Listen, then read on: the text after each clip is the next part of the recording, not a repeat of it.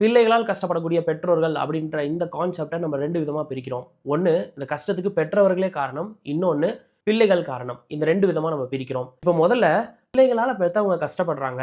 ஆனா, அதுக்கு பெத்தவங்களே ஒரு 80 to 90% காரணமாயிடுறாங்க. இத பத்தி முதல்ல பார்ப்போம். இந்த கான்செப்ட ரொம்ப எளிமையா ஒரு திரைப்படத்துல சொல்லியிருக்கிறாங்க. விஸ்வாசம் அப்படின்ற திரைப்படம். அதுல ஹீரோவோட குழந்தை பிளஸ் வில்லனோட குழந்தை. அது 2த்தையும் நீங்க அப்சர்வ் பண்ணீங்கன்னா, உங்களுக்கு இந்த கான்செப்ட் ரொம்ப சீக்கிரமா புரிஞ்சிருங்க.